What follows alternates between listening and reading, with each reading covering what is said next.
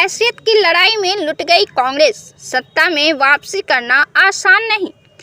नमस्कार, आप देख रहे हैं प्रेस बिहार और मैं हूं आपके साथ आनंदमयी। इंडिया गठबंधन के सूत्रधार अलग हो चुके हैं। देश की जनता को बड़ा झटका लगा है और राजनीतिक दिग्गजों की ज्ञान धड़ी की धड़ी रह गई है। राजनेता भी शायद इसी को कहते हैं जो हवा के चलने के पहले अपने चाल बदल देते हैं। इंडिया गठबंधन टूटेगी इसकी उम्मीद तो थी, लेकिन इस तरह टूटेगी इसकी उम्मीद नहीं थी।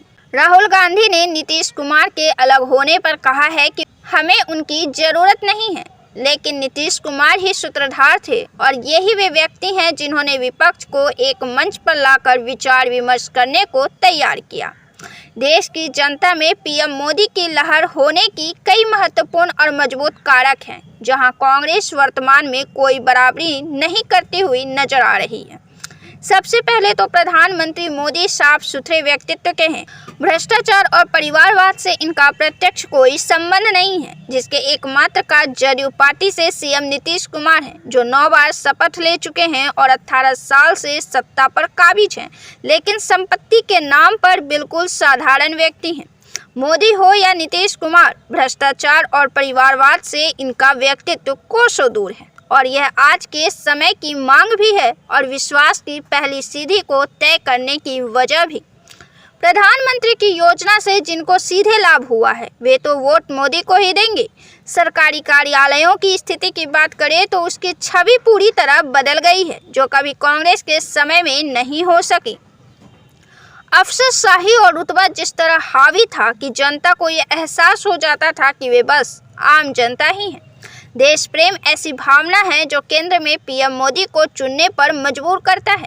देश की साख और प्रतिष्ठा जितना मोदी के काल में चरम पर गई है, यह प्रतिष्ठित काल हो गया है। हिंदू की भावना को भाजपा जितना महत्व देती है, वोटों की एक बड़ी वजह यह काफ़ी महत्वपूर्ण है।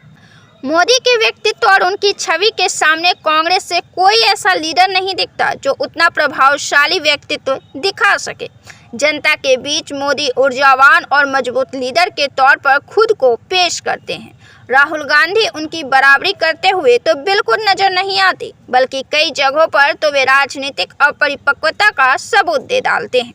विपक्ष गठबंधन में पूरे बिहार से पीएम उम्मीदवार के तौर पर सीएम नीतीश कुमार की मांग थी। बिहार में इस बात का उत्साह था कि बिहार से पीएम हो सकते हैं। यूपी से सपा ने भी नाराजगी जाहिर करते हुए कहा कि नीतीश कुमार यदि इसमें होते तो अगले मुख्यमंत्री के चेहरे हो सकते थे। यूपी में दलित और ओबीसी जाति प्रमुख रूप से हैं। ऐसे में यहां से भी नीतीश कुमार की जीत की उम्मीद की जा सकती थी, लेकिन चुनाव से कुछ माह पहले जब विपक्ष एकता की शोर पूरे देश में होनी चाहिए थी, राहुल ने अपनी पार्टी कांग्रेस की अकेले की न्याय यात्रा में निकल पड़े।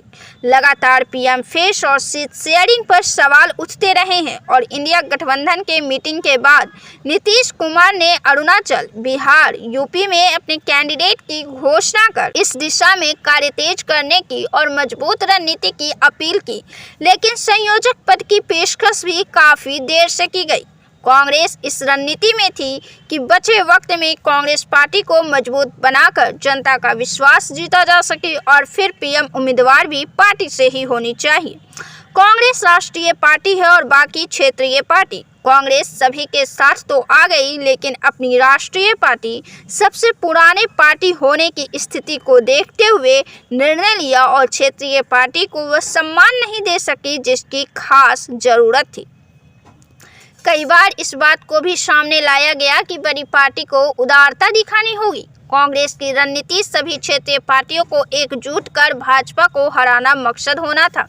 क्षेत्रीय और राष्ट्रीय पार्टी की हैसियत की दीवार को गिराकर भाजपा की केंद्र से विदाई कर खुद को मजबूत करने पर काम करने के बाद कांग्रेस की सरकार सत्ता में आ सकती थी, लेकिन लंबे समय से विपक्ष की भूमिका निभा रहा कांग्रेस अब एक बार फिर से विपक्ष की भूमिका में होने की प्रबल संभावना को स्वीकार कर लिया।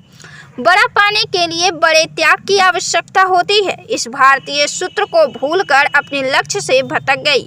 यही भाजपा ने अपने विपक्ष की घेराबंदी करने में कामयाब रही। सबसे अधिक लोकसभा सीट वाले यूपी में राम मंदिर के ऐतिहासिक काम के बाद जीत की संभावना को हवा दे रही। भाजपा की पैनी निगाहें सबसे अधिक लोकसभा राज्यों पर बनी हुई है, जबकि कांग्रेस का इधर ध्यान ही नहीं है और यहाँ इनकी स्थिति कमजोर है। आप इस पर क्या सोचते हैं? अपनी प्रतिक्रिया जरूर दें। आपकी क्या राय है? अपना जवाब कमेंट बॉक्स में जरूर दें। वीडियो को लाइक करिए, शेयर करिए, चैनल को सब्सक्राइब जरूर से कर ले। फिर हम मिलते हैं आपसे अगले वीडियो में। तब तक के लिए धन्यवाद।